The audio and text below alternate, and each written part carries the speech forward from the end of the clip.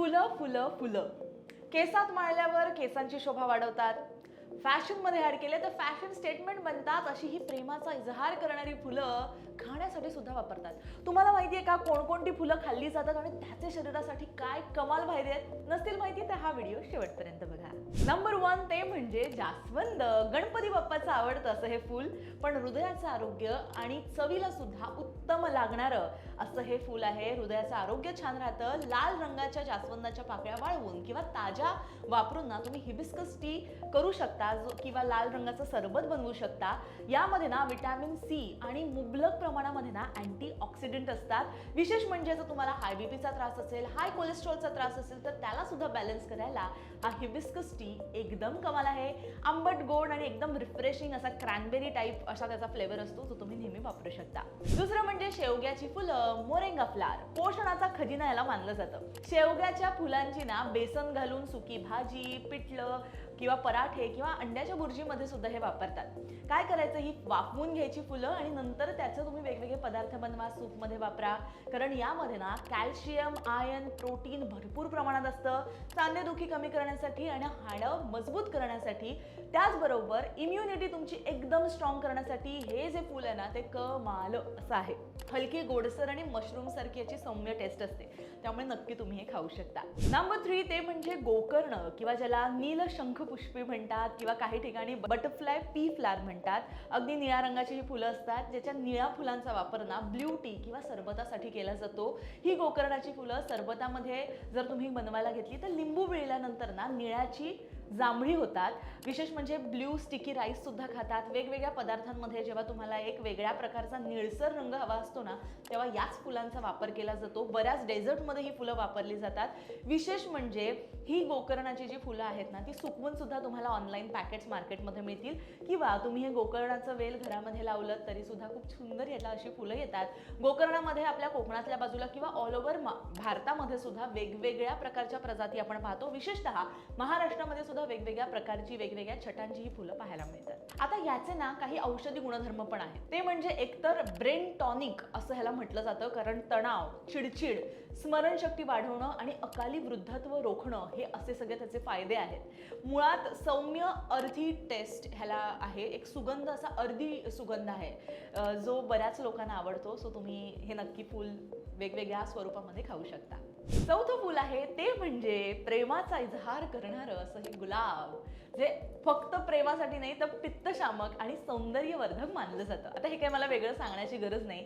ताज्या पाकळ्यांचा वापर लस्सीमध्ये, दुधाचं सरबत करायला, गुलकंद, खीर, फ्रूट सॅलेडमध्ये केला जातो. चेहऱ्याच्या वेगवेगळ्या कॉस्मॅटिक प्रॉडक्टमध्ये हे वापरलं जातं, कारण उष्णता कमी करण्याचं काम हे करतं. पोटातली जळजळ, पित्त शांत करणं आणि त्वचेला आणि ओव्हरऑल बॉडीतली जी काही तुमची गट हेल्थ आहे ती सुधारायला, इम्युनिटी बुस्टर म्हणून वेगवेगळ्या प्रकारे ही गुलाबाच्या फुलांचा वापर केला जातो. अर्थात गुलाबाची जर गावठी गुलाबं तुम्हाला मिळाली ना तर ती अत्यंत छान.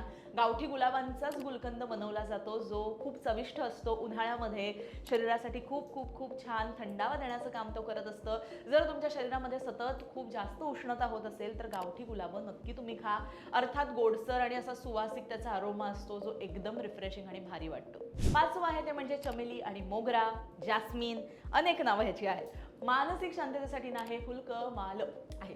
चमेली किंवा मोगऱ्याच्या पाकळ्यांचा ना वापर ग्रीन टी, हर्बल टी किंवा लिंबू सरबतामध्ये नैसर्गिक अरोमा आणण्यासाठी सुद्धा केला जातो, म्हणजे सुगंधासाठी. याच्या सुगंधामुळे ना तुमची जी नर्वस सिस्टीम आहे, मज्जासंस्था शांत होते. निद्रानाश, चिंता आणि मानस उपचारांवर हे फूल ना अत्यंत प्रभावी मानलं जातं. सौम्य, कडसर आणि असं गोड सुवासिक असा त्याचा अरोमा आहे, त्याचा फ्रेग्रन्स आहे आणि अर्थात चवीलाही ते लागतं, जे तुम्ही नक्की खाऊ शकता. पुढचं फूल आहे ते म्हणजे केळफूल. अगदी कोकणवासियांना सुद्धा हे माहिती आहे आणि वेगवेगळ्या ठिकाणी हे खाल्लं जातं, मात्र महिलांसाठी अत्यंत गुणकारी आहे.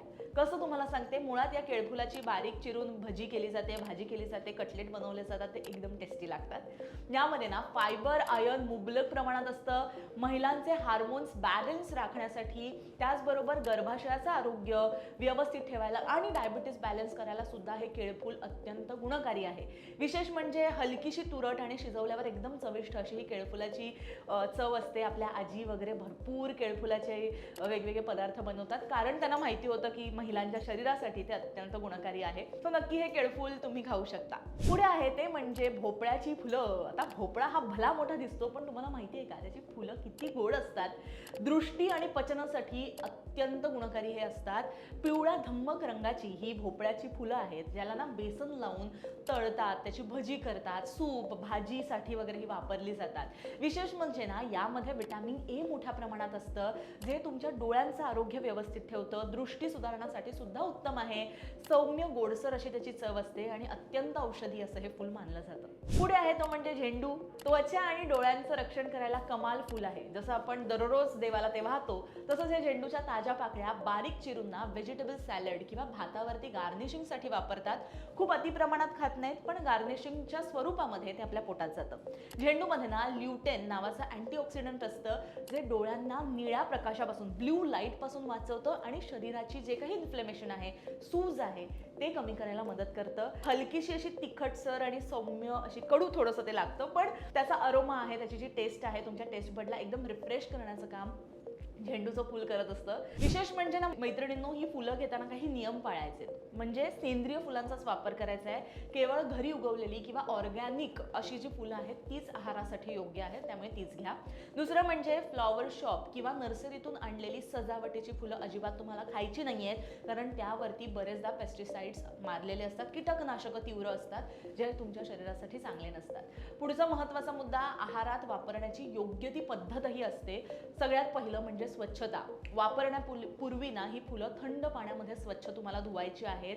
विशेष म्हणजे फुलांचे देठ, हिरवे भाग आणि परागकण जे पोलन ग्रेन्स आतमध्ये असतात ते काढून टाकायचे आहेत. केवळ मऊ पाकळ्यांचाच वापर आहारामध्ये करायचा आहे. तर या छोट्या छोट्या टिप्स आहेत, या मी तुम्हाला दिलेल्या आहेत. सो ही सगळी फुलं वापरत असताना या टिप्स सुद्धा तुम्हाला डोक्यात घ्यायच्या. त्यामुळे फक्त सजण्यासाठी आणि नटण्यासाठी ही फुलं न वापरता आहारामध्ये घ्या. त्याचा फायदा तुम्हाला काय होतो ते मला नक्की कमेंट करून सांगा.